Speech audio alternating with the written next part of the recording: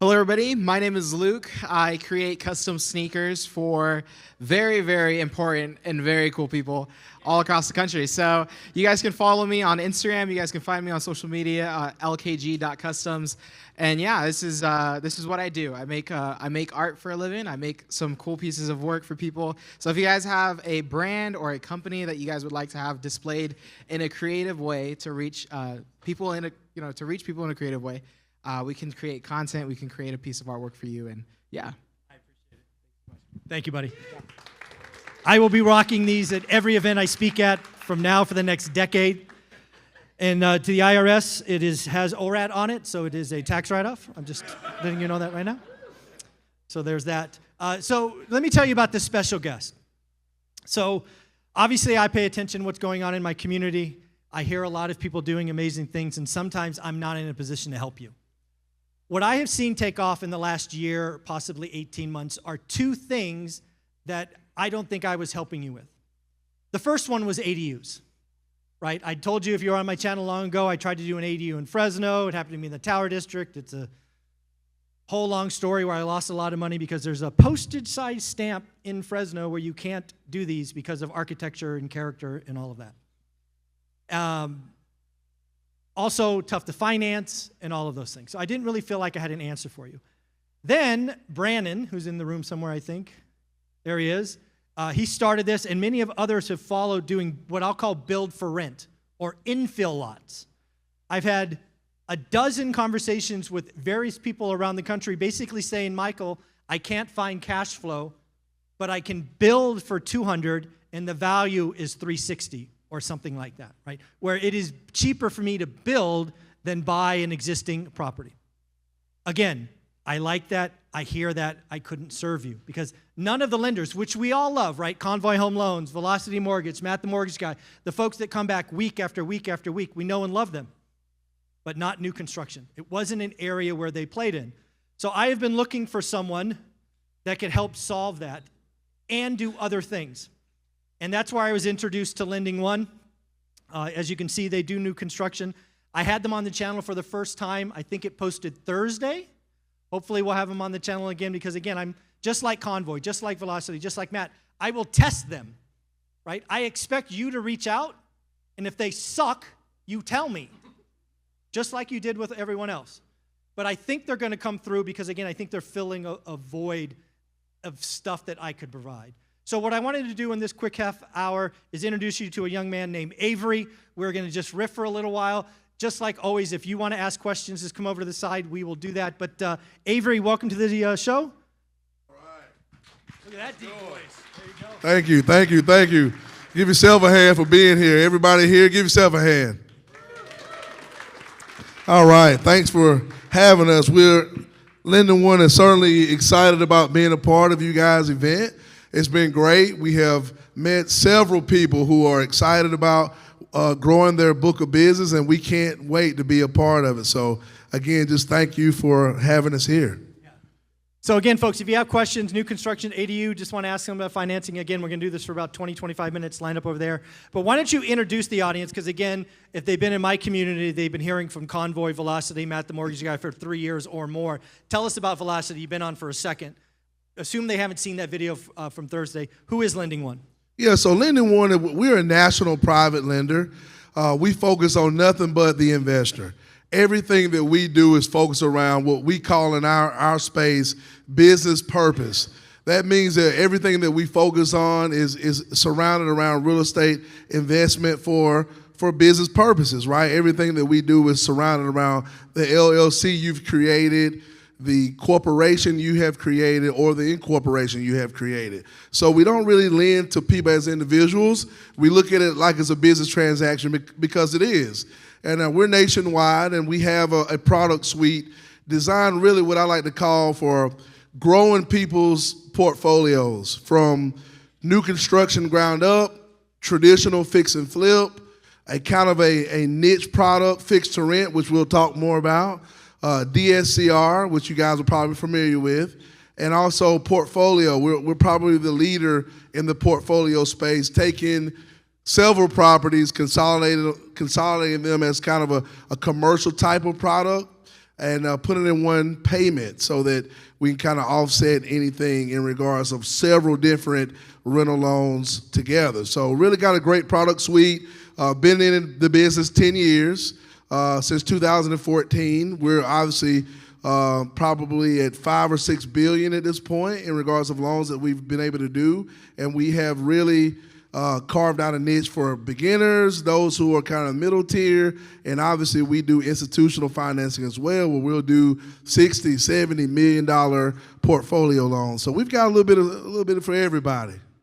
So I heard something on Thursday. You guys are okay doing loans up to $200 million. Listen, if you got a $200 million loan, let's take a look at it.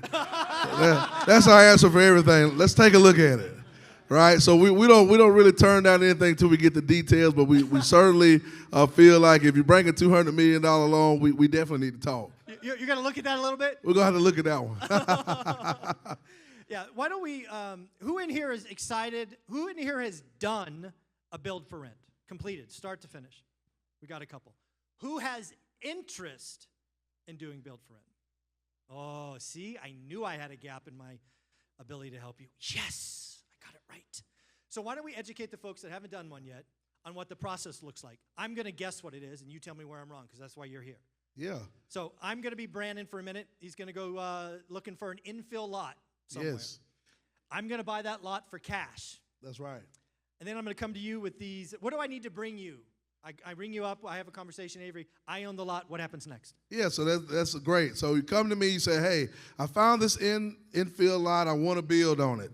So we obviously want to measure someone's experience. That's like the first topic of conversation. Have you built a home before? Have you did any new construction before? Or have you had what we call a heavy flip, which means that you've done some structural things to the property? If you have that experience, or if you're partnering with a general contractor, which a lot of our investors do, that's kind of where we start. So we can gauge the project that you're about to do. Secondly, we want to know about plans and permits. We want to know how long that ETA would be to get, permits approved. If you're in San Diego, which I used to live in Carlsbad, California, for those who are on the West Coast, it'll take you a while to get, permits, approved, versus if you're down in Columbia, South Carolina, where it may take you a week. So that's something that we discuss about plans and permits and the timelines associated with that. Then, of course, obviously, we want to know about the budget, because our new construction product is designed to put the budget or the rehab costs in escrow. And as these things take place, we give you the money. So you do the work, we inspect the work, then we release the funds. So these are the things that we talk through on the front end. And last but not least, what is the value when you're done? We call it the ARV, after repair value. What is the value after you have built this construction home? And then if you say, hey, well, I was actually looking to build a rent and I'm looking to put a tenant in the property, we say, perfect. We've got a long-term product for that. So after you've built it, maybe you thought you may sell it, right? That's the good news about having several products that you can choose from. I always say it's kind of like playing poker here in Vegas. If you've ever sat down at the table and played Texas Hold'em, you got to play the cards that's dealt. Well, real estate's very similar. Sometimes it makes sense to sell the home. Sometimes it makes sense to put a tenant in there and make it cash flow for the next 10 years. So we have the product suites to take you from new construction, I want to sell it, to new construction, I want to hold it, and I can put a tenant in there. And by the way, we have the product based off of cash flow solely. No DTI, no tax return, no W-2. We're basing everything on a business purpose.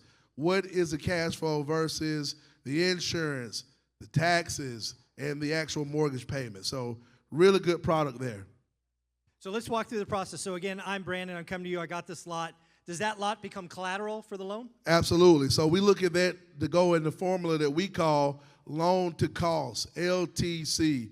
That means that the property that you bought, the actual dirt, right? We go out there, we appraise that dirt. We say, okay, the value of the dirt is X along with your rehab budget, your construction budget. We say, all right, yep, you bought the lot in cash. We give you credit for that. We call that equity. That's the skin in the game, which you put towards the deal. And we put those things together so we can give you an idea of what your total loan will be. So again, the other things you're going to look for, again, trying to check that experience level is like, do you have plans? Do you understand timelines? Do you have, a bill of material, the cost structure? These are all just weighing the potential borrower at this point. That's right. We want to get an idea about your experience, and then because we are partners, we want to get an idea about your exit strategy. Okay, how long is it going to take you to build it? Is it 90 days? Is it 6 months? Isn't it 12 months? Because like we said before, if you don't have those permits, approved, it may take you a while, from the beginning of the process. So we want to make sure we give you ample time to not only finish the project, but put it in a long-term product or sell it. Yeah, and the other thing I talked to the conversation on Thursday, in theory, let's say you were out there. So is Jason Pritchard in the room? So Jason Pritchard's taken on a single family. He bought a big lot. We're going to talk about it tomorrow, so you hear more about these details. But essentially, he's going to put a bunch of single family homes on that. Let's say it's 100 homes. Yeah. That's a loan you will look at because, again, you say you don't do commercial, you only do residential. But if you're doing 100 single family or 10 single family, that's a game you want to play in. Absolutely. That's our portfolio product, which I will say here very proudly, we're probably the best at portfolio in this space. I mean, obviously there's other lenders, there's competition, but in regards of what our ability to take from as little as 3 homes and put them in a portfolio to doing 200. I think we recently closed along with 400 single families together, consolidated to make one loan.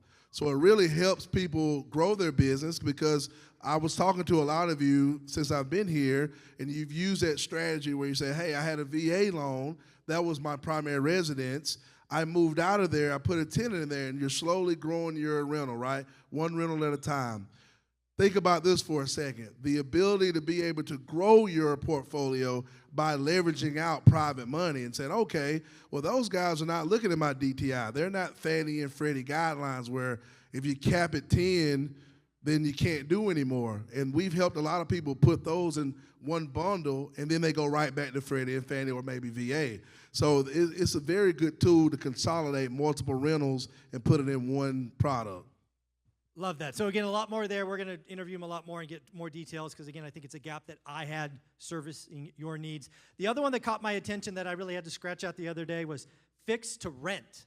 Yes. That's kind of sexy. So tell us what that is. Oh, man, it's a great product. So a lot of you may be familiar or maybe you haven't been familiar with the BRRRR process. You probably heard on social media, your TikTok page, YouTube. This is where investors are going in and they say, hey, here's a property that's in distress. All right, I'd like to get a loan to fix that property up, but my exit strategy is to actually rent it out.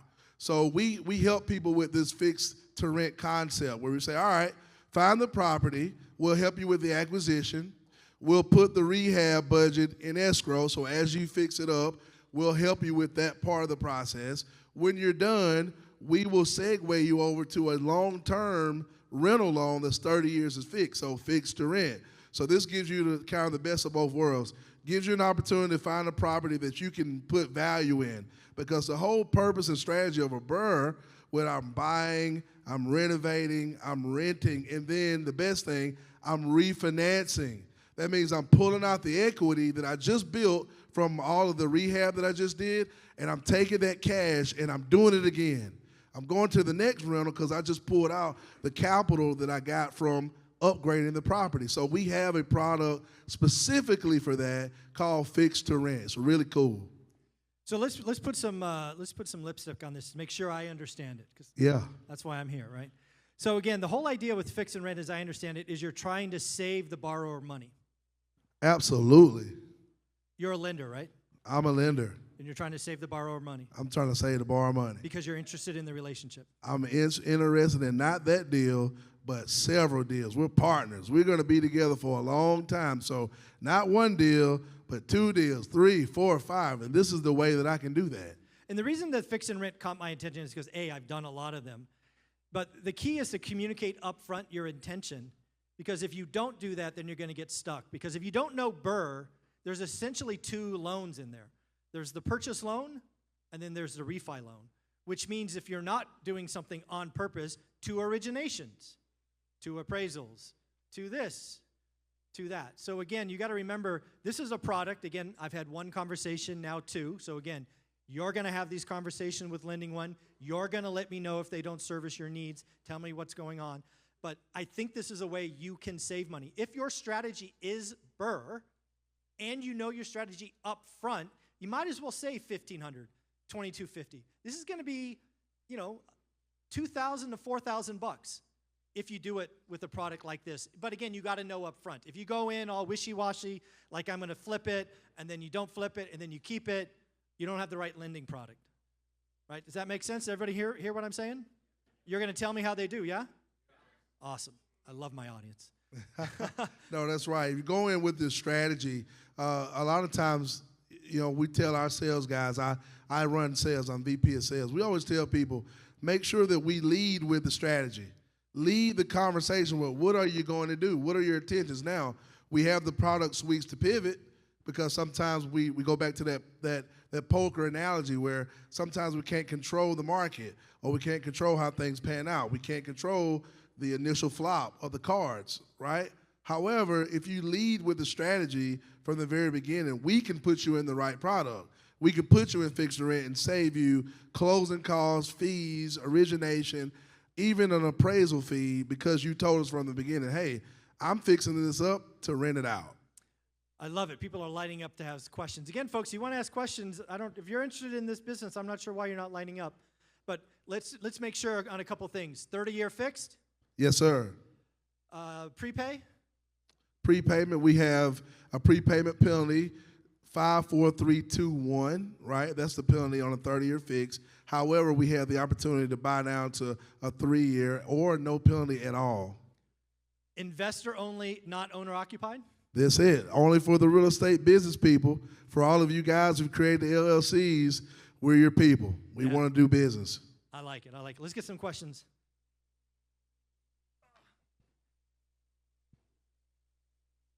Test. Okay. Hey, Jared Oshevine. My wife, Laura, came this year, and we're rent-by-room investors. So you said strategy, so I came on over here. So I'm going to throw a curveball at you. Do you know what rent-by-room is? Yeah, so this is more like, hey, like a dorm, like what we did in college. Hey, we've got a place, you rent out a room, you rent out a room. All right, you said start with strategy. You got a product for that strategy? We actually don't. We've looked at it several times because you know, once upon a time in our space, just in totality, there was a product that existed for nonprofit companies that wanted to have like more of a home for people to have development there. And they would rent out those rooms. And as long as they had one lease, they could do it. So they wouldn't mind if other people sublease to the person that owned the property, but we don't currently have that product. But it's definitely something that we can certainly talk about in the future. I was going to say, I think it's picking up steam. You got quite a few people here that are doing private money loans for this. But so I'll talk to you. So. Yeah, absolutely. Great question. Thank you for that. How's it going? I'm DJ from Vancouver. I had heard something about you guys doing ADU loans as well. Is there a way, do you have a product, I guess, that could, if somebody has a property, they already have a 3% mortgage, 30-year, they don't want to lose, is there a way to finance the ADU separately as a second or some way to, I guess, do both? Yeah. Yeah, no, listen, you're probably the third or fourth person to ask that today, just in general about seconds, because people currently have such low interest rates on their property, they don't want to give that up. I think we had a conversation earlier about a HELOC, like if somebody could come in and maybe make a loan against us. We actually currently don't have that. If we were going to take an ADU down, we'd have to be taking the actual property, like that parcel. So several people come to us and say, hey, can you do an ADU? And the answer is we're kind of like let's call it case-by-case ordeal. And if that property was free and clear and we could put our first lien on the new ADU, we would be listening to that. But obviously with ADU, you got to have different utilities than the primary spot. Meter, water, all those things. So this is kind of a case-by-case deal, but we don't have a second, no. Gotcha. So you'd have to purchase the property through you guys, and then you could do a construction loan under that. Right, and considering that house being on that land, a part of the loan.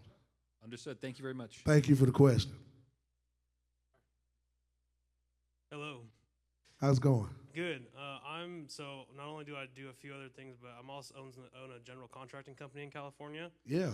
And I want to know how you pay your contractors and how you guys kind of work with them to make sure that they're getting paid on time and on budget.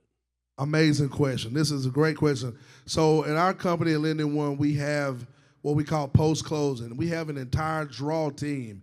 So we will not let out any draws until we know for a fact that the GCs got paid.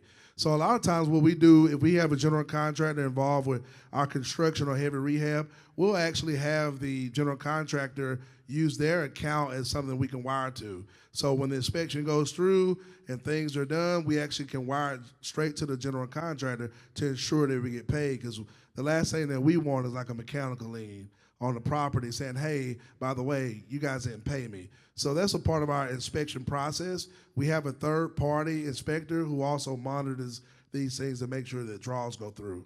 So it's almost like it's a escrow company. Absolutely. We have escrow set aside, budget's there, inspector goes out, we make sure work was complete, and we make sure that the general contractors get paid for the work that they completed. All right, and I'm going to throw a little creative one at you. All right. So he was talking about, having the property and doing an ADU in the back. Well, if I'm able to split the parcel and make it a separate parcel, well, then you do the new construction for Yeah, because now when you split the parcel, we're looking at that as an individual lot. We're no longer even considering the other property. Once you split that parcel, we're looking at parcel A and parcel B. So yeah, we're just now at that point, just a brand new construction from ground up. Hi, I'm Wendy, and I think I have a DSCR loan through you guys already, maybe more than one even, so thanks for being here. All right. So my question is this. I don't know what to call it, so I'll just give you the story. It'll be quick. I bought a house. I probably have a loan maybe through you guys on it, and then I spent about $50,000 of my own money fixing it up. Now, I'd like to put that money back in my pocket because the Bank of Wendy is now poor. So is there a loan for that kind of thing, and what would you call it? Absolutely. So let's go back to strategy. Are you renting the property out? I am renting it out. I actually have it as a midterm rental now. It makes about, yeah. Perfect. Then what we do is we just going to go right to the appraisal and say, give us the value. And then we're going to do a cash out refinance based on the true value. All you need is 90 days of seasoning. So have you owned the property 90 days? Yeah, I've owned it 3 years, and I had it rented for a while, and then I had to fix it up. Well, perfect. We're going to go off 75% of the value. So 75% is what you'd loan me? Yes, ma'am. Okay, thank you. You're welcome. Y'all, let's lay up. Okay. Hello, I'm Sarah. I'm from Savannah. Oh, Savannah, Georgia. Right now, anyway. So, Bulldog fan. No, we're Alabama. Oh, Lord. Oh, I thought we was going to be friends. Listen, Alabama paid for all my daughter's undergraduate school while she ran for 4 years. So listen, I see that big I see the Bama shirt. Right. Okay, so I'm actually a super newbie to this part, so bear with me if you got the time. Oh, absolutely. Okay, so I've just been buying single-family homes for, I don't know, like 15 years or 20 years, something like this. Like sure. Just one at a time. But I am like at a point now where I would like to grow, still kind of slowly. So I have several homes in South Carolina that I want to purchase, but they need work on them. Could you walk me through exactly what I would need to do in order to obtain financing? Yeah, so are you looking to do this individually, or are you looking to do this collectively? Yeah, I just want to do it one at a time. Just absolutely. This part's new for me. Right. What's your exit strategy? Are you looking to rent it out? I want to keep them and rent them out. Yeah, so it's perfect for fix to rent. You know, we'll take each individual property. You say, hey, I own this property, and I'd like to add a budget to it. And then we go through the process, fixing it up, giving you the rehab funds for it, and then we roll it into long-term rental loan. Okay, and then the lady that was before me, she asked, would you do like the loan to value at 75% also? That's right, of the value when we're done. The end, on the back end. Right, so whatever the value is plus the rehab costs. Okay, super. And then, so I want to make sure I understand this correctly. So you make your money basically by hoping that we keep coming back for repeat business with you. Well, yeah, I would say that probably, let's just talk a little bit of statistics here. Each investor, real estate investor, let's call it on average, they do between 4 and 8 deals a year. So our whole intention is to build a relationship with our clients. I mean, it's sure if you want to do a one-off and you don't like us, then we try to get better at our service. But the reality is that we're looking for a long-term relationship to do several deals over and over and over again. Okay, super. And then one more, you may or may not know about this, someone here in the room may. So I have potentially in the future have access to a lot of land. Yeah. And I would like to just build houses on it only for rent. I've got like 330 acres in the Right. Augusta, Georgia area. Yeah. I mean, you could thank my husband and his people for that back there, but yeah. So I'm just curious of like, because it's still zoned AG land, so I know Yeah, there's some man. process that I need to go through. But I know one land developer, but he has not had time to like sit down with me because he's working on a project in Florida, which it's crazy down there in Sarasota. So he hasn't had time for the last year and a half. Right. So I just don't know what I would even do with that next. But it's paid for land that's in the family. So No, the great question. So let's talk about our lane, and then let's talk about how I could help. Like in our lane, we want to deal with land that's what we call build ready. Okay. That means that we work on the vertical. Now, we don't really do the horizontal, but we know people that do. So I'll be happy to turn you into my Okay. network to help to get the properties ready to go, and then that's when we can get inserted when we're ready to go vertical. When we're ready to actually swing the hammer, that's when we're coming on the scene. But in regards to getting the acres ready, turning it from the zoning from AG to where you can build something like single family homes or build a rent community, then you got to go with a lot of horizontal financing. And we have partners that we work with that can help with that. okay, cool. Thank you so much, sir. You're I so appreciate welcome. it. Yep. Hi, my name is Denise. I am a 30-year realtor. I work mostly with real estate investors. I'm also a long time investor. I have done every single type of loan except a DSCR loan, and I get asked about those very often, and I need to know more than just the bros on TikTok that I see, what's going on. I need to know what that really looks like. Can you kind of run me through like a $400,000 loan, what that would look like? Yeah, absolutely. I mean, DSCR is a term that gets kind of thrown around a lot, debt, and it stands for debt service, income rate. So the reality is that if we were to put it in just layman terms, it's like taking the income, which is your rent, matching it up versus the taxes, the insurance, and your mortgage payment, right? So the ratio of that is kind of what they call the debt service coverage ratio, DSCR. And what we like to say is, okay, simple, is $1,000 of income or rent versus $1,000 of overhead. We call that 1.0. That means you're breaking even. So if you got a $400,000 home, then your payment, whatever your mortgage payment is, depending on your rate, your rental income needs to probably be, let's call it 120, so that you have plenty of cash flow. That means that you're clearing your payment, and then you have plenty of income to put in your pocket for maintenance, upkeep, and saving. So that's really what the product is about. The reason it's so popular is because you're not taking your own income. It's based off the cash flow of the property. So it's really a cash flowing product. It's based off that solely. If you were to come and say, hey, I'm looking for a $400,000 property I want to purchase, we do up to 80%, assuming that the property could pay for itself. So if you're making enough rent to cover the actual overhead, we'll give you 80% of the purchase price. So I only need to cover the 320,000. Is that right? We need to be able to cover the payment, Yeah. the monthly payment. Okay, then one more question on that. I think I got it. If the interest rate on average is 7%, what is that rate going to be? I'm sorry, if the average interest rate on Ford mortgage? Yeah, so right now, just to give you an idea, we're probably sub 7 right now. Obviously, it changes with daily, but right now, I would say our top leverage, meaning you can get 75% on a refinance and 80% on a purchase price, you're probably landing somewhere around 6.90. So a little less than what it is on Ford mortgage. I've been doing this about 12 years, and this is the first time I've really saw that the investor rate is really close to conventional Ford mortgage. I mean, think about it. But I guess in concept it would make sense because people are, as we said, this is business, right? Business purpose lending. When you get a Ford mortgage, they're basing it on what? Income. If you were to lose your job, all of a sudden that loan becomes risky because you got to work to be able to pay your bills. With the conventional DSCR, this DSCR investment loan, is really based on the ability to get a tenant in there. If somebody can pay your rent, then the actual loan will perform. So I can see why now it's evolved to where the rate is very similar to conventional financing. Thank you. So you talked about LLCs. Do I have to have an LLC to do business with you? And if so, is there any vetting requirement other than just, hey, you have to have an LLC? Well, yes, you do. You have to have a entity built for business. So that can be a corporation, that can be a trust, that can be an LLC, or it can be an N Corp.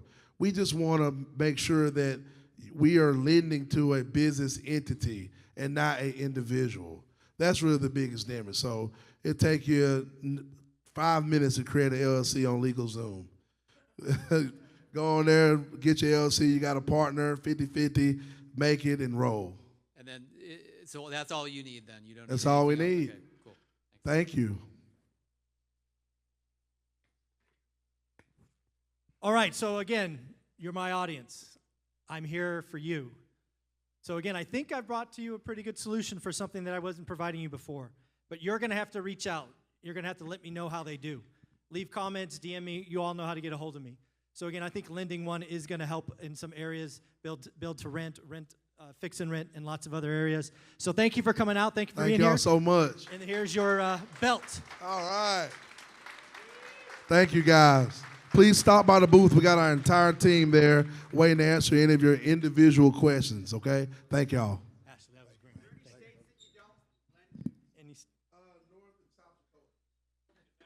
So 48 of the 50. We got some from Nevada to work through. We do. So holler at me if you're Yeah, go to the back. They're there. Ask them all the kinds of questions. Thank you, thank you, thank you.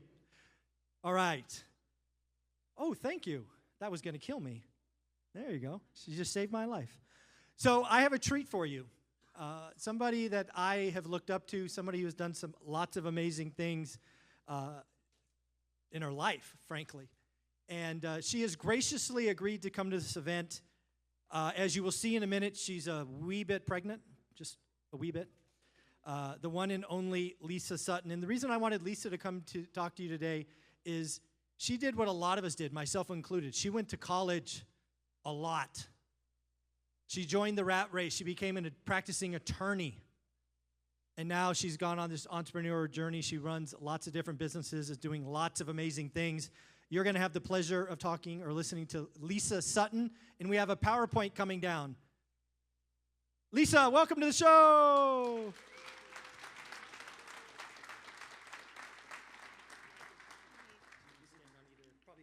This side? Okay. Oh, okay. Perfect. Thank you so much.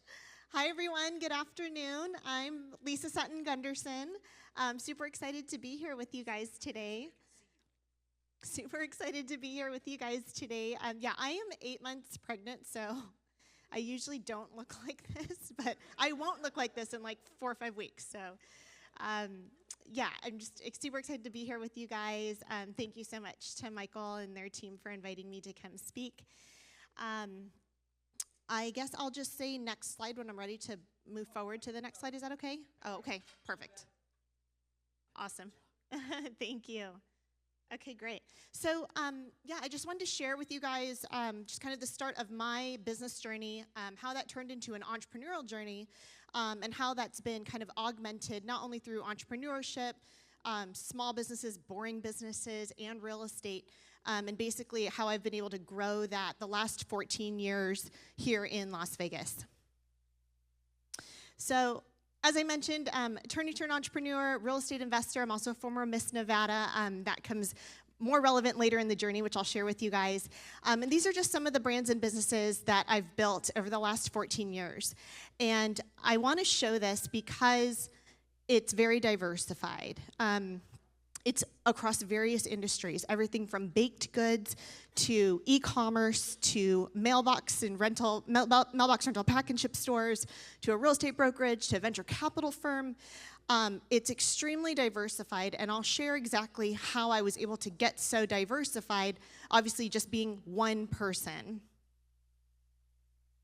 So For background, as Michael mentioned, I went the kind of traditional route. I come from a very traditional family. My dad was Air Force and then worked for the Department of Defense while I was growing up down in Fort Huachuca in a small rural town in southeastern Arizona. And my mom, Asian Tiger Mom, if anyone has one here, you guys know exactly what I'm talking about.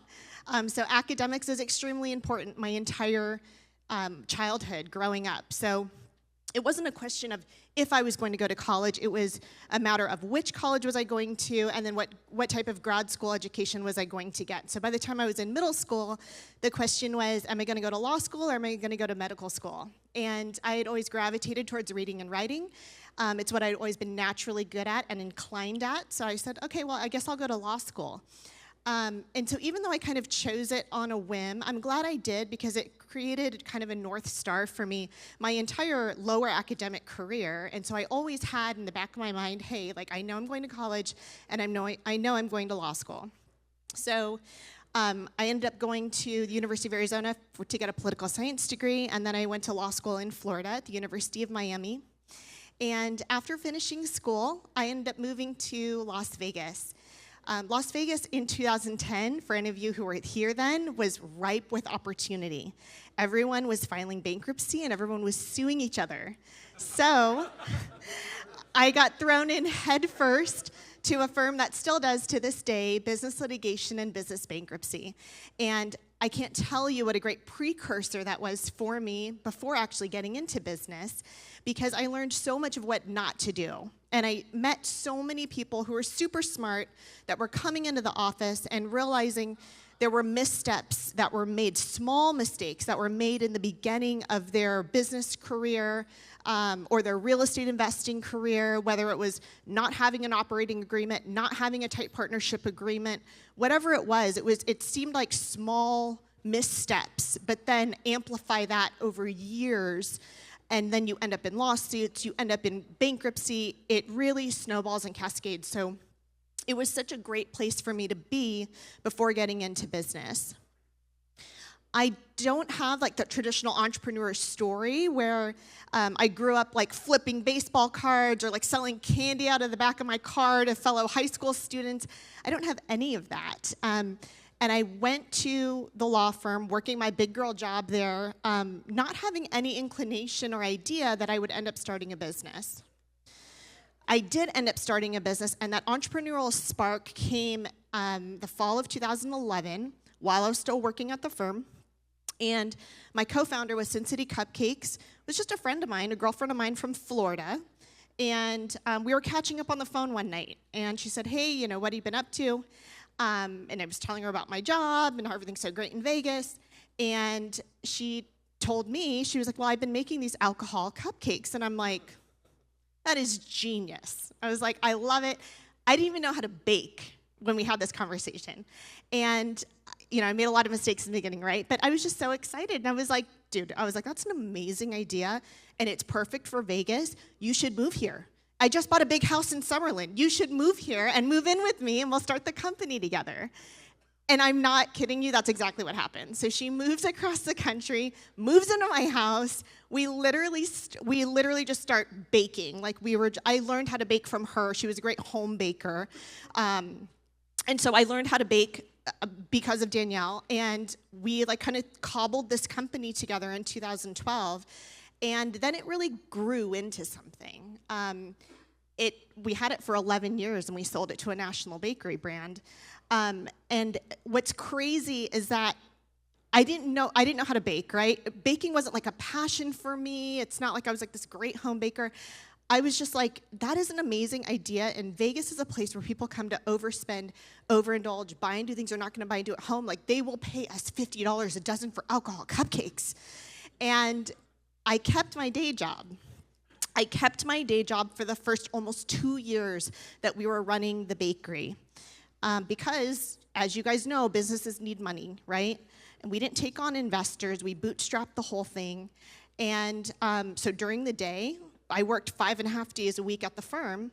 And Danielle was baking, answering the phones, running deliveries while I was working my day job. And then at night and on the weekends, I was helping bake, run deliveries, set up events, all the things that are required. So I spent years working 7 days a week, but I was having so much fun. And granted, this is a fun business, right? It's alcohol cupcakes. We're doing every major golf tournament with Michael Jordan and Derek Jeter. We're doing all the huge conventions. This is a celebratory time. No one is mad at you when you're delivering alcohol cupcakes to them. So I have to say, like, it is a fun business, and so that's part of what made it so fun, right? We got to be part of everyone's special occasions, special celebrations, their once-in-a-lifetime, 50th birthday or their wedding or whatever it was that they were here to celebrate. We got to be part of that, and that was super cool. But that one business taught me, wow, I can have my own company as long as I team up with an operations partner. And once we got to a point where our revenue was 10x my salary, I was like, I should probably quit my day job. And it was a huge fight, actually, with my mom. She was really upset, mostly because she couldn't tell people, her friends, that her daughter was a lawyer anymore. And you guys know, again, if you have Asian tiger mom, it's a different side of the story, But it just goes to show you, you can, slow progress is okay, one, and two, you'll have a lot of people tell you, hey, you should go all in on one thing. And I think that's true for some people, but if you have the help, right, if you have operational partners, if you have SOPs that get put in place, if you have strong processes that you can put together, that doesn't necessarily have to be the case. So I took that model of teaming up with an operations partner, putting in the SOPs, putting in the procedures in place, and then continuing to bring the same things that I'm really good at, right? Obviously, I'm helping with legal background, I'm helping with formation, I'm helping with our SOPs and processes, I'm helping with marketing, I'm helping with the things that I know that I'm already really good at, and I kept bringing those same things to different companies that we were starting together with other partners, whether it was real estate, whether it was e-commerce, venture capital, etc., the shipping stores. So the nice thing about it, and you guys know this, especially with you guys heavily focused on real estate, I mean, ultimately it's about autonomy. I think that's what's most important, right? You get a chance to really just kind of carve out and figure out, what do you want your life to look like? What do you want your life to look like with you and your family? How do you want to spend your time? And I do think there's different seasons, right? I definitely had a grind season for a long time where the businesses 100% were my priority. And I had relationships that suffered, right? I had personal relationships that suffered. I had family relationships that suffered because of that. But I stayed focused because I was like, this is what's important to me right now. And you have to do it kind of unapologetically because no one else is going to understand or see what it is that's important to you because it's so unique to you. So what's the blueprint? So for me, one, it's define your goals. That's a picture of my dad and I. And there's this great book called Values-Based Financial Planning. You can find it on Amazon. It's a little thin book. It's a quick, easy read. It's got a green cover on it. And it's got this really great exercise in it. And one of the exercises is where you get out a sheet of paper and you ask yourself, why is money important to me? And you have to answer that, right? And you write down, for me, I wrote flexibility. Then you ask yourself again, why is flexibility important to me? I wrote freedom. Why is freedom important to me? More time with family. Why is more time with family important to me? You ask yourself the litany of questions 15 times, and you write your answers down. And so you end up with a list, essentially, of values, of things that are so important to you, starting with that first question of why is money important to me? And I just think it's a super helpful exercise because it helps you stay focused and tight on why it is that you're building what you're building, especially when you're in that grind season, or if you're around people who don't understand what it is that you're doing or why it's important to you, you at least have that piece of paper to remind you of why it is that you're working so hard and what it is that you're working on. So something as simple as, kind of breaking down the values first, and then you just break out the to-dos one at a time. So my parents, they bought one property a year when I started elementary school. And my dad was a W-2 government guy. Literally, he got the certificate after like 42 years of working for the United States government. And we were like, is this something to be proud of? Between like Air Force and the DoD. But he was a W-2 guy, salary guy his entire career, and then he retired. By the time I was in college, he retired. My mom, to this day, actually still owns a hair salon. And on those two incomes, they built a real estate portfolio that today is now worth $60 million. And they started with one rental when I was in elementary school. And it was a normal long-term renter in it, 3-bedroom home in Sierra Vista, Arizona. And they just kept that model going where they were buying properties, and then collectively, by the time I was in middle school, they sold all of their SFRs and put the down payment onto one commercial building. It was vacant. It was off of the main road in Sierra Vista. They repaired it. They put in a long-term tenant. It was a gymnastics tenant. They put in a long-term tenant, built that up for like 3.5, 4 years, and then turned around and sold that and used that money as a down payment on their first multifamily apartment building, again, in Sierra Vista, in the town that we lived in. So it just goes to show, and you guys know this, right? Real estate, like, it's a long game. It's a long game. But if you can stay consistent, you guys know this better than anyone, right? You can start simple, right? One property at a time.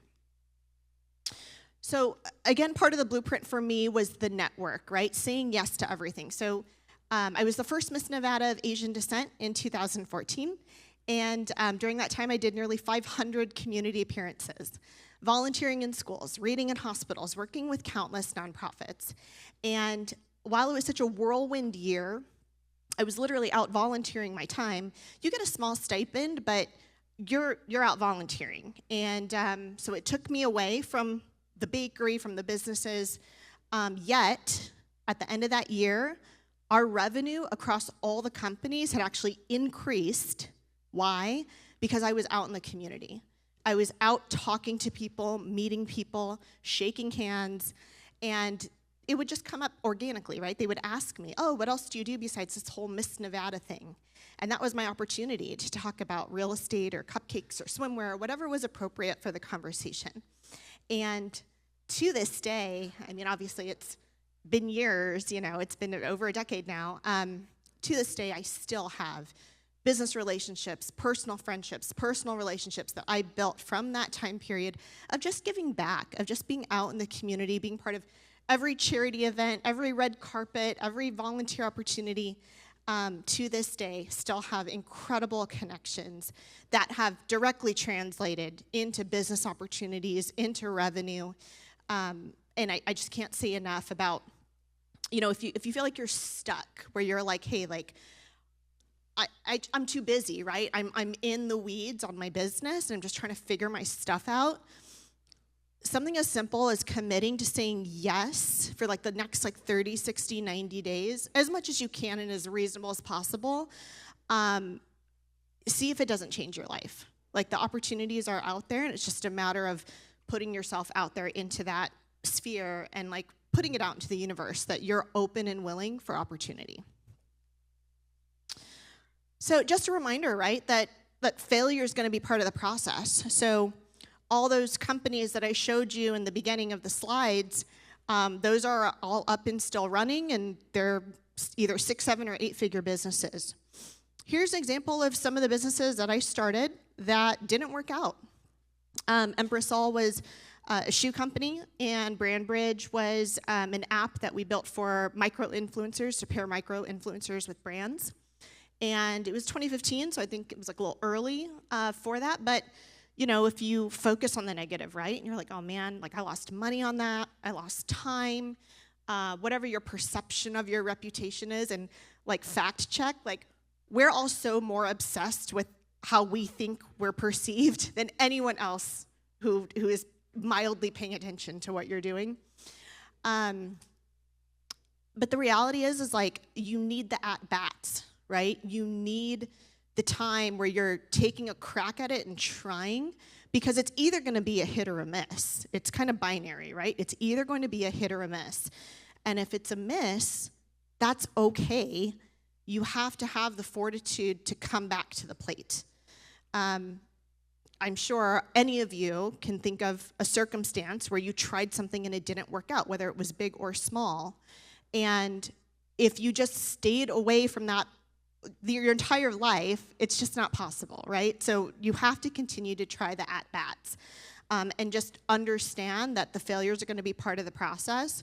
So the quicker that you can iterate, the quicker that you can like brush it off and just say, you know what, I can continue to, sulk and be upset about it, or I can iterate and figure out what the next at-bat is going to be, is the quicker that you'll put yourself into a position where you'll have a hit and maybe it ends up being a home run. So part of the blueprint, right, start small, lay a foundation. So on the real estate side, right, starting with that one property, starting with that one, whether it's an SFR rental, whether you house hack it, right, and you buy your own primary residence and rent out a room or two to some friends, and then you keep that property for a couple years and then turn around and buy a new primary residence with 5% down because it's your primary residence, and you keep that initial property as a rental. However you do it, you have to try, and it's okay to start small. Same thing with that side hustle, right? You don't have to have some crazy tech company that you go out and raise millions of dollars for, and this is your first entrepreneurial venture. It's okay to start small and have it start as a side hustle, and it's something that you start working on your nights and weekends while you still have your W-2 day job. And just remember that, slow organic growth is still progress. And I love this quote. I've heard it previously. It's just, remember that when you get tired, learn to rest, not to quit. It's something that's resonated with me time and time again. And there's so many different ways that you can just kind of figure out how to start small, right? In our businesses, we like to use a framework called OKRs, Objectives, Key Results. They're based on quarterly opportunities, but basically, you could look it up on Google or ChatGPT, but with OKRs, you can use them for your business planning, but you can also use them for personal life goals or personal planning. And I just think it's super helpful to kind of figure out what it is that you're dialing into each quarter. So now you already have a finite end date, end time. And then you focus on kind of 3 to 5 objectives for that quarter. And again, whether that's in your business or whether this is on the personal side. And you break that down and you just stay focused on it one quarter at a time. And before you know it, the year's gone by and you take a look at what you've accomplished. It's pretty incredible. My last tip of the blueprint is just to surround yourself with support, right? Surround yourself with like-minded people. I think it's really easy to get bogged down in the negativity, especially if you have people who's, sometimes people who are close to you, like what they say matters, right? And their opinion matters to you. And it can be discouraging if they're not supportive, if they think whatever it is you're working on is stupid, or like for me, when I was young, I was definitely naive one, and I was definitely a bit of a people pleaser. And so I've realized now you have to stay true to what it is that's important to you. And it's okay if you have to distance yourself from the people who aren't supportive of that journey, whether that's friends, maybe even if that's family, maybe it's a significant other you're involved with who's not supportive. Maybe that's not the right relationship for you to grow and get to the next level. And ultimately, you have to stick with, again, that values book, for example. It's so helpful, right? Now you have this list of values of things that are important to you. And so if the people that are around you don't match those values, there's a disconnect, right? And so then the things that you're talking about and you're sharing and you're working on, they're not working on those same things and they're not supportive of those ideas. It's hard. It just makes it that much harder for you to kind of swim this uphill battle when the journey's hard anyway. So my big tip for you guys on the blueprint is just to surround yourself with like-minded people. You guys are already doing that by coming to stuff like this, right? Like, people in the room are people who theoretically are kind of on the same journey, right? They're serious about personal growth. They're serious about their professional development. They're serious about taking the next step, the next chapter for their lives, for their families. This is your people, right? Like, it's okay, like I said, to be true to that and not feel like you have to justify it or keep iterating of explaining it to people who are close to you. And one of the best barometers I've found of, like, how do you figure out who these people are? One, if you have someone in your life who just complains all the time. Like, we all have that friend who just, like, complains all the time. And also, if you have someone in your life who they're constantly blaming other people for their own shitty situation. And you're just like, dude, like, it's kind of your fault, you know? But if like, they keep calling you, telling you about it, like, it's a time suck, it's a drain, like, there's other places that you can focus your time, effort, and energy. So I would encourage you to, like, kind of like take an inventory of the people that are closest to you, you know, the last 10 phone calls in your call log, the last 10 people you text messaged with, and ask yourself, is this someone who always complains? Is this someone who always blames others? Because that is affecting your drive, that's affecting your motivation, that's affecting the things that you're working on. So I just want to end with a quote that my parents told me since I've been little, and it's definitely resonated throughout my life. Hard work beats talent when talent doesn't work hard. So you don't have to be the most experienced in the room, the best of the best, you know, whatever it is. But if you can bring your work ethic to whatever it is that you're focused on and excited about, it will shine through. My social handles are still under my maiden name at Lisa Sutton. Would love to connect with you guys, and thank you so much.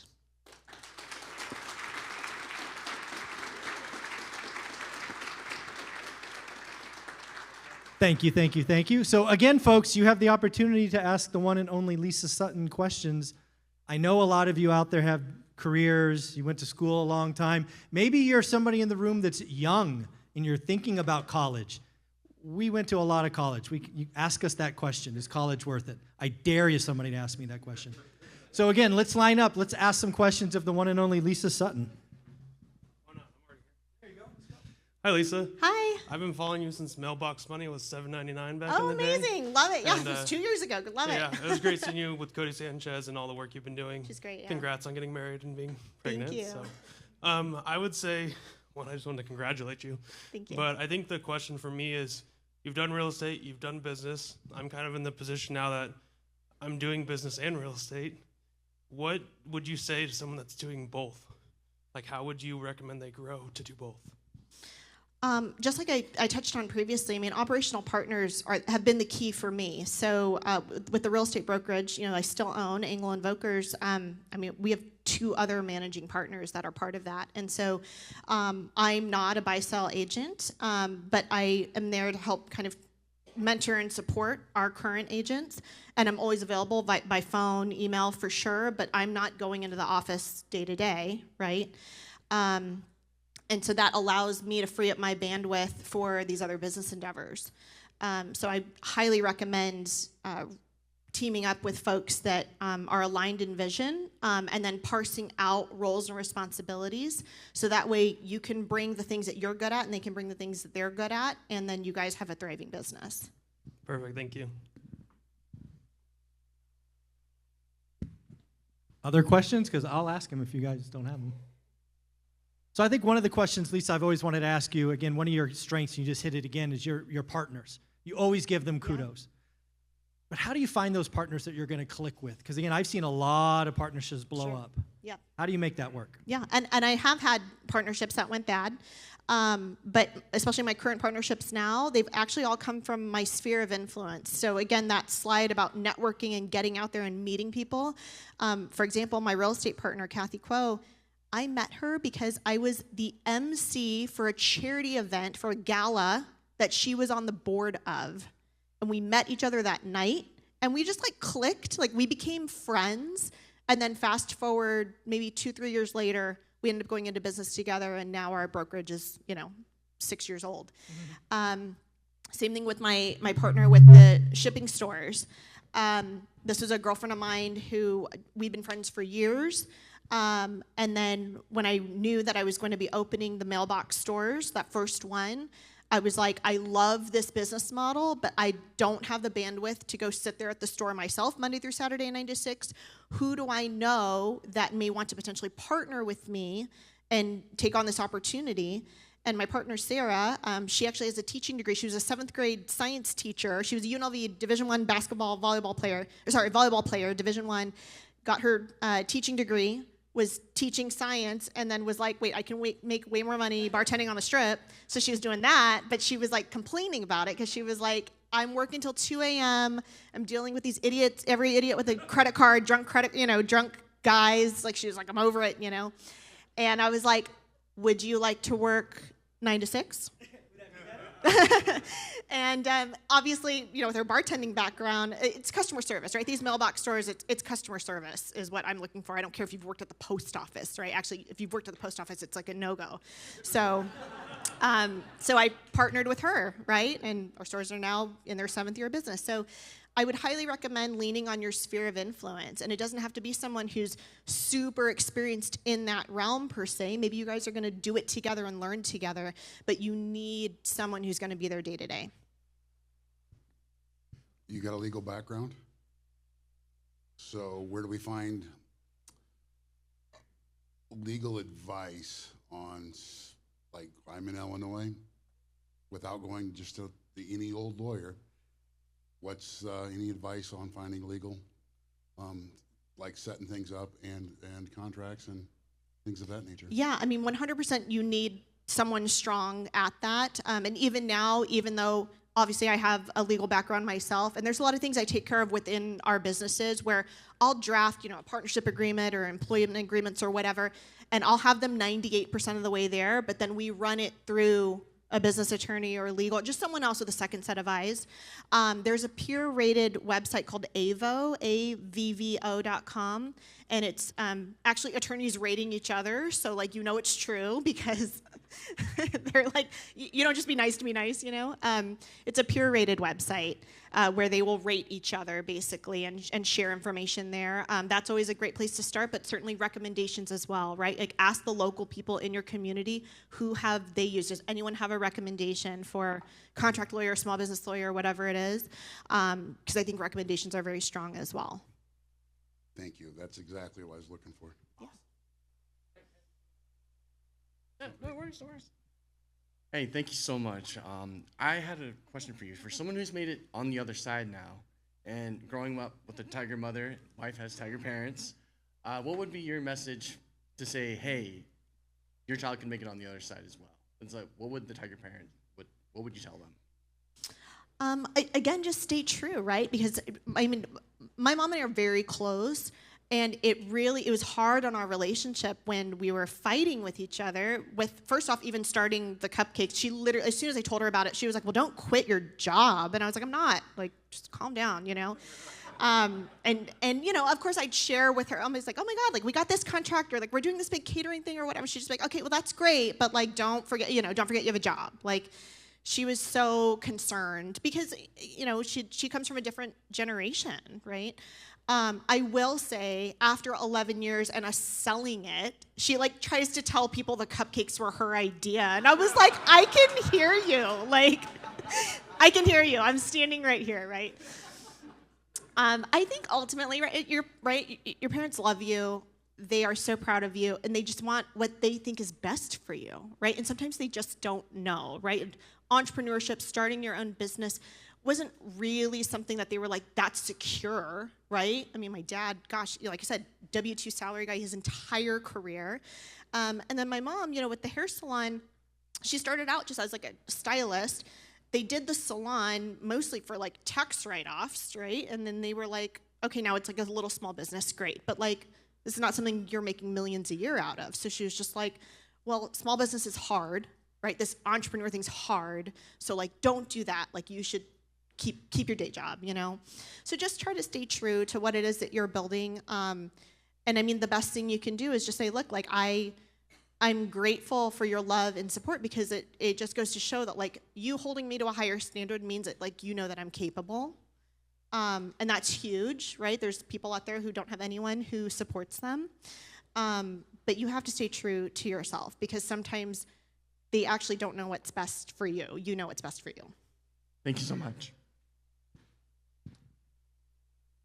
So along those same lines, my wife and I, we have a 14-year-old daughter.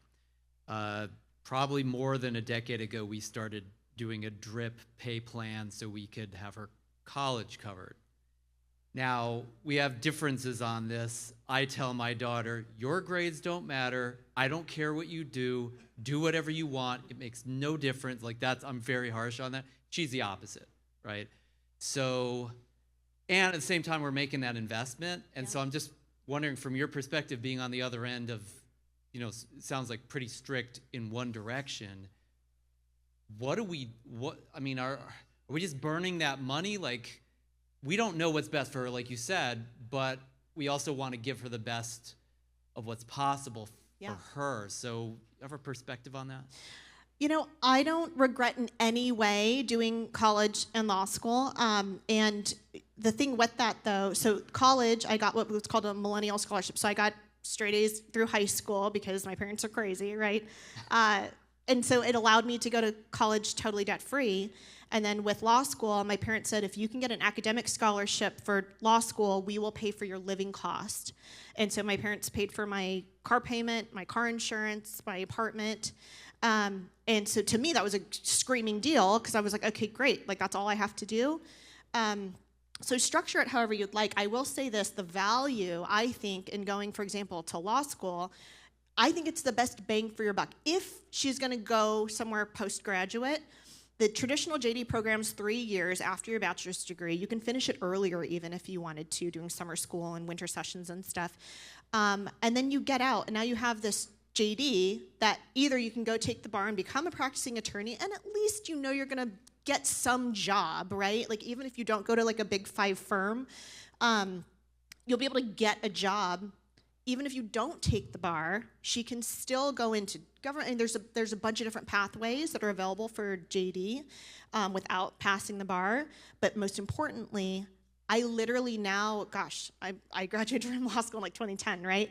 My friends from law school now, guess what? They're all partners at their law firm, or they own their own law firm, or they're in business like myself and killing it.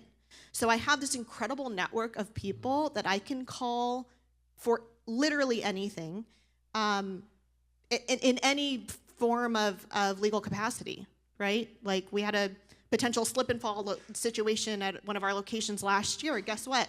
Called a girlfriend of mine, Yoli, that I went to school with, who that's all she does is insurance defense. So I'm like, tell me everything, you know, like how amazing, right? You have this network of people who, fast forward, are all going to be power players and can be very, very helpful for, I think, what's a very small investment of time and money. So you've started up multiple businesses. What would be one key or a couple of keys in terms of structuring your operating agreements that would protect you? Yeah, so can't tell you how important this is, right? Anyone will, but laying out roles and responsibilities, number one, because I found, not only from personal experience, but also just even from working at the firm, that's the main thing people fight about, right? Because you have one person who's like, well, I'm doing all of this, and whether it's their perception or reality, and they're like, well, you're not doing enough of this, and I thought you were going to do that. So it's like a mismatched expectation off the bat. So laying out roles and responsibilities is one. And then two, having the flexibility in the agreement that says it can be modified upon mutual consent, right? Because there's going to be life changes. People will get married, right? They'll have kids. Whatever happens. You need the flexibility to change those roles and responsibilities over time, because also, as the company grows, what got you to the first $1 million is not going to get you to 5. It's not going to get you to 10. Right? And that skill set that they brought in the beginning might have been really great for the startup phase, but then now you're realizing, you know what? we need to move them to either a board position or maybe they're opening up another branch and going in that startup phase again because they are really not good managing more than 10 people. So you'll learn those things over time, but laying out the roles and responsibilities and then have the flexibility to change, I've found has been like the most important thing for us. Any last minute question? Because I have one left that I've always wanted to ask. Anybody else want to ask a question? Hands raised? Nope. All right. So Lisa, you have clearly been a type A performer your entire life from high school on. You've been very task oriented. You went through some self-reflection earlier this year and decided that family and relationships were important to you and you weren't maybe managing to that yourself. So just talk about that self-reflection and really understanding what's right for you at the right season, because we all go through just different seasons of life. Yeah, I mean, the precursor for it was really, I had a sit down with a mentor of mine, real estate mentor of mine, Ken McElroy, and Ken McElroy, she just name drops. Ken's amazing. Ken's amazing. But going back to the network piece, right? I met Ken through YPO, the Young Presidents Organization, 4 years ago, and we met because I cold DM'd him on LinkedIn.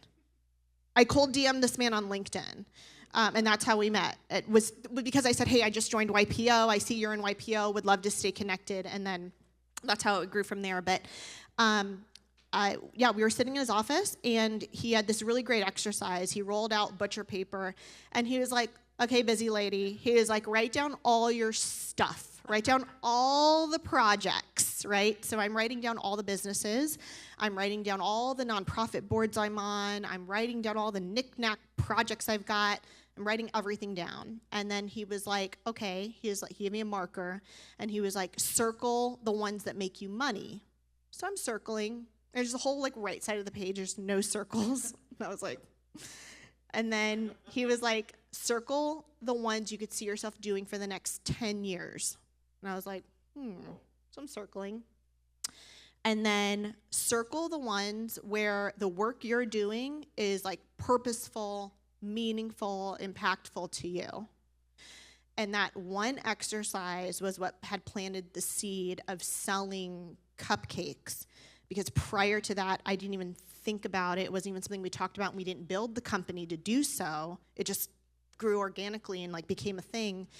And I realized, wow, it only has one circle, and it's that it makes money. Like, I could not see myself doing it for another 10 years. I don't feel like the work I'm doing is purposeful because I'm so like removed out of the day-to-day now that I'm so excited about these other things that I'm doing and working on. And again, that one exercise, I came off of probably 4 boards that I was on. Not that the work that they're doing is not important, but I didn't feel like what I was contributing to it by being a board member, I was just like, what am I doing here, right? Like, I'm not being helpful in any capacity other than taking up a board seat and like checking a box for you guys. Like, let's hone down our time, right? And that was a really great exercise. That was super helpful. So again, what makes you money? What makes you money? What could you see yourself doing for the next 10 years? And what is it that you feel like the work you're doing is like impactful and purposeful? Wow, Ken McElroy for the win, huh? All Ken right, so you have won a lot of awards. You've worn lots of sashes and all of that, but you ever had a championship belt? No, I haven't. Wow, we got something. Thank you so much. much. Of course. Yeah, you need somebody to carry that for you? You could be okay? Yeah, thank you. There you go. And Casey, where are you? There she is. Casey, she's going to interview in that podcast room right there. I just don't have time to make the introduction, but that's Casey right there. Awesome. Thank you Thank so you. much. Thank you. Thank you.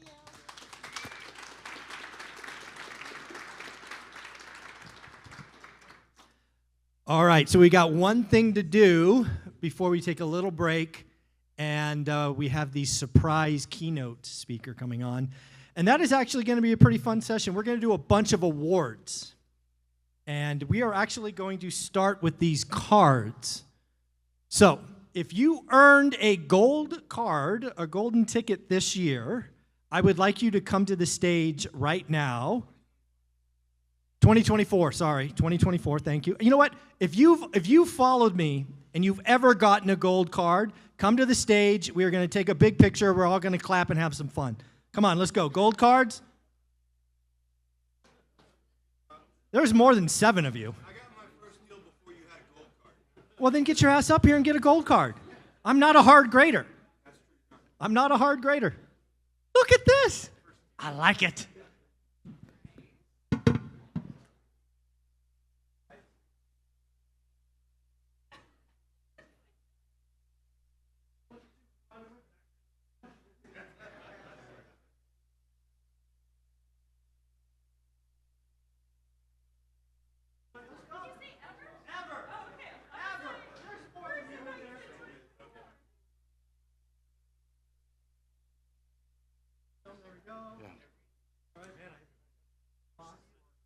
Let's get up here.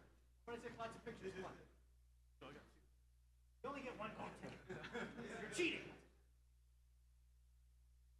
Keep coming. Got some more back there.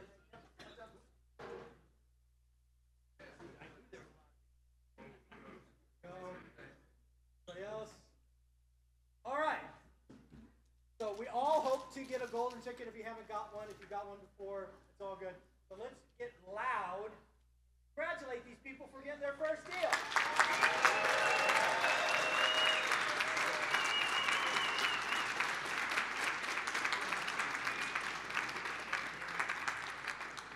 Thank you very much.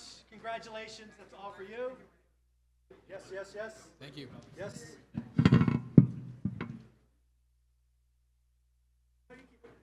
It's clean. Some of the ones I mailed out are damaged. All right, so if golden tickets are first, guess what's next? Black cards. Lots of you got black cards. So if you've ever gotten a black card, you got your second, third, fourth deal. Come up, let's get a picture, let's make some noise. Let's have some fun. I don't mail these things out. Mike, I got 2 in 1 year. Yeah, let's go. Let's go, big boy. Come on. Yeah, let's go. Oh, I'm sorry.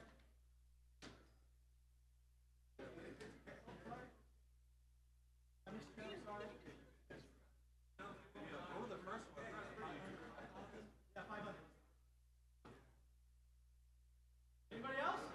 I expected more. Does it count if we took a... No, it counts. Yeah. What part of the easy grader did you not understand? But then I get a gold one.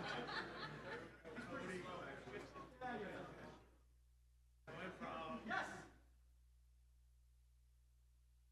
All right. So if you guys don't know, these are why I do this. These are how I measure my impact. Like, is anybody hearing me? Is anybody doing the work? All of that. Oh, I should be talking into a mic. I just realized I didn't have a mic. These cards are why I do what I do. This is how I track how I am doing. Are people listening? Are they getting the disrespectful offer? Are they doing these things? So, again, we clapped it up for the golden tickets. Let's clap up for the black cards. Let's go!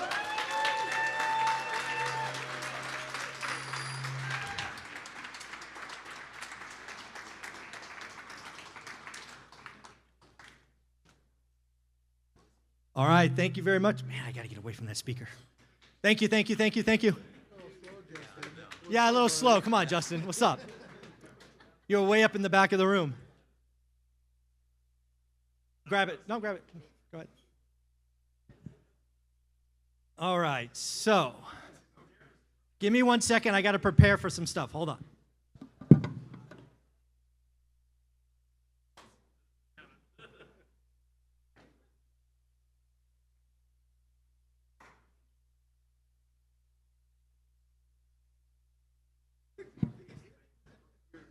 So, has everybody enjoyed the banners, the, grow your network, the ORaaT store banners, the tablecloths? Everybody enjoyed that? We stepped it up this year, right? Well, if you guys know anything about me, I did none of that except write the check. That's all I did. I want to congratulate somebody who spent countless hours on this, did lots of stuff behind the scenes, and deserves to get a huge round of applause. Miss Jen Pritchard. Where's Jen Pritchard?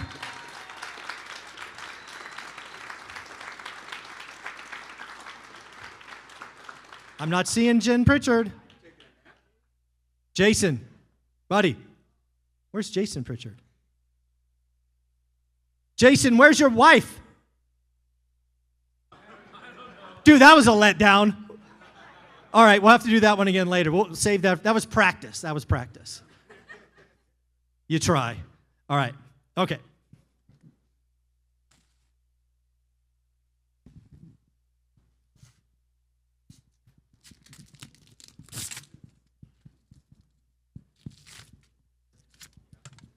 So who was here last year? Just, again, raise your hand. So last year, I called somebody up to stage to thank them, and I frankly made a mistake. I gave them a shout-out, gave them acknowledgement, but I didn't give them something to memorize and really show my gratitude. Does everybody remember who I called up to the stage and gave that love to? Jen Tam. Let's get it. Let's go, Jen. Where are you? Woo! Jen Tan has lined up Ken McElroy and all kinds of people for us. She is constantly saying, how can I help? How can I? She showed up at 7:30 this morning for check-in. She is doing all kinds of stuff. Now you have your own belt. Am I supposed to lift it? Yeah, why not? Lift it. Yay! Yeah. Hi. I was here last year, and he called me out, and I was speechless. But I really wanted to thank you, Zuber, for everything you've done for Kenny and myself, and really grateful for this community, and just thank you. So it took me a year, but I got to say it. Thank you. Thank you so much. Appreciate it. Yes. All right, so if you don't know, I'm actually giving, so Jen's award doesn't count because that was for last year. What I'm doing now is I'm giving out 5 awards for the last 12 months, and I will be doing this every event going forward, is I will be finding 5 people in the community who've gone above and beyond, done things I haven't asked, and really done the job that I've seen, and they're going to come up on stage. So these are the winners for this year. And first, just because it was on top of the stack, Mr. Chester Williams.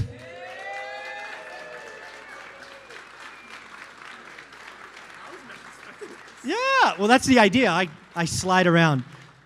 Again, congratulations. Thank you for all you do. You want to say anything? No, I'm not shy. I was not expecting this, but yeah, definitely, doing the work, you preach all the time. I mean, being around, a great community, honestly, a lot of friends, really don't know what more to say other than, thank you for, kind of helping me to kind of get over that hump. And like Dion says, if you're happy and you know it, everybody who knows how the rest of that goes. And for those who don't, if you're happy and you know it, overthink. So that was definitely me. But yeah, just being around people who can push you forward without breaking you, so to speak, meaning going past your limit and knowing what you need, even if you don't know what you need yourself, so that you can, again, getting that first rental like you guys saw with the golden ticket, and then continuing to move forward. So definitely appreciate that, appreciate everybody. So definitely thank you. All right, again, these are in no particular order. It's just top of the box. Next up, Mr. Ryan All-Nighter Hyder.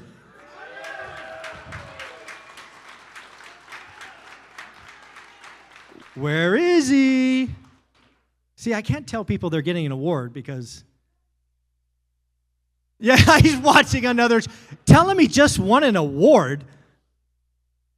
He's coming. So the reason Ryan gets this, obviously, I see when everybody joins the daily financial news, and I got to tell you, 99% of the time, he is first, always sending love, always saying smash the like button. Anybody who is there for me each and every day deserves recognition, and Ryan, there you go, brother. Thank you. Save some words. Wow, that is amazing. I didn't know I was that ugly. Did you Photoshop this thing? Should have sent my son's picture in this place. Well, thank you, everyone. Not sure what to say. I did dream about this moment, and what I was thinking of was thanking all of you, Because really, we are the reason that we're here. Not to celebrate me, not to celebrate Zuber, but because we're here together to experience one another and to experience one another personally. So let's give yourselves a round of a hand. Round of applause. I also wanted to mention all the adversity that has happened prior to this event happening. A lot of people have run into some walls and some problems and overcome those problems. And so I'm glad we're all here. I'm glad it's happening. And let's make the most of it. Thank you, everybody. Thank you. Nice job. All right, again, next up, no particular order. This man, I actually mentioned his name earlier, is somebody that Olivia and I have counted on for literally decades. In fact, we would not have the footprint we have in Fresno, California without this man. I met him when he drove to one of our houses on B Street to quote a painting job, which he did not get because it was too expensive. Just telling you the story. But that was the start of a friendship, because what did he do? He followed up with me and asked, why not? What did I do? What can I get your business? Oh, you're looking for spray and pray instead of detail. Just all of this stuff. This man is not only somebody I count on daily to help run our business, somebody I consider a family friend, and frankly, I would not be here at this event, hosting this event, without this man's help, and that's Brad Hardy.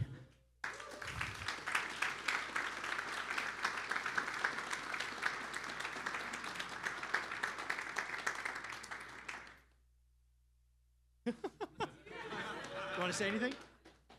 Thank you very much, and I just wanted to acknowledge, Michael and Olivia, I don't think I would be here without them. Early in my career, these guys, I remember bringing van loads of investors from HP and Cisco, especially Olivia sitting quiet in that corner. A huge reason why I am what I am today, so thank you. Thank you.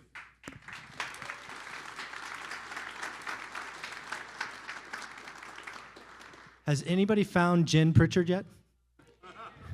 Jen Pritchard, we're going to try this again. Again, folks, give it up for Jen Pritchard.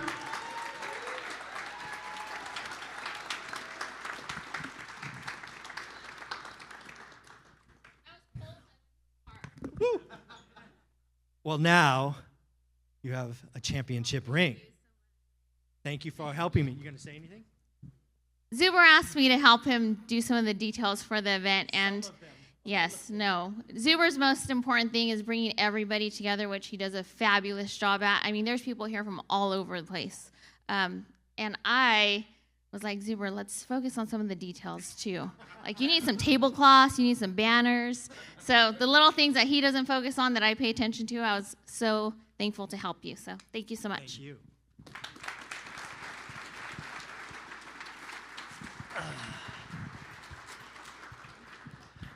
I really like this part of the agenda. I get to give away awards and tell people they're lovely. It's awesome.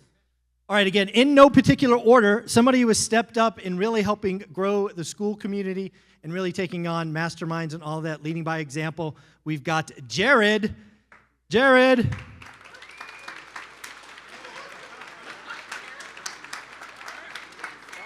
Yeah. Holy crap. Oh, crap. I have to speak? Yeah, you gotta say some nice words. All right. Well, thank you. All right. Well, for me, it's kind of weird. This is like a family for me. I've joined other groups. I've spent $15,000. My wife not too happy about that. But with Mike, it's like $20 to join the school, and I'm like, that's a no-brainer. And I found I'm sad that Frank's not here, because Frank and I really bonded. And that guy, he created a shirt that a lot of us bought. And on the back, hey, would you mind coming up here? Check this out. Frank created this shirt. If you turn around, sorry. I found my tribe, if you can't read it. I found my tribe, and I feel that. And I saw that shirt, and I was like, man, I found my people. You know, too bad I found it after spending all that money, but, but I found my tribe nonetheless. So thank you. And thank you, Michael. Of course. Wow, man, that's great, man. Thanks, dude. All right, we've got 2 more to give away, and again, these were in no particular order, literally just top of the box to the bottom. Somebody that I have looked up to for a while, somebody that's really shows me what it is to be kind and helpful, is the financial firefighter.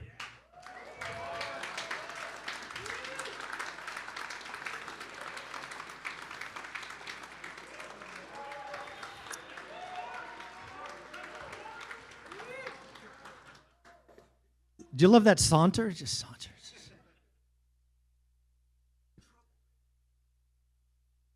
Of course. There you go.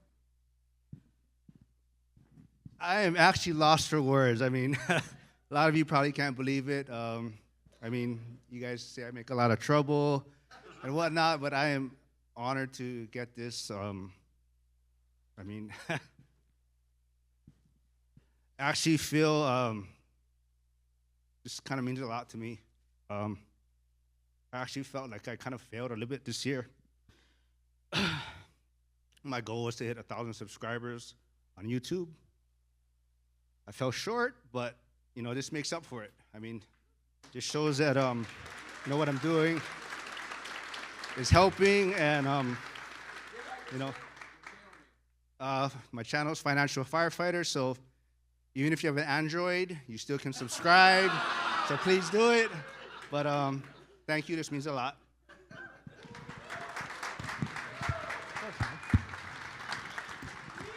All right, so the final award is for someone's name has been mentioned before, Frank, old guy REI, and let's just say something happened that they couldn't make it out today. So they will get this. I will mail it to him, but we are recording this for Frank. So do me a favor. Let's show this, but then turn around because I need you guys to get loud. You all know Frank runs accountability groups and all of this. Let's show Frank some love. Let him know we're thinking about him. Frank, old guy REI.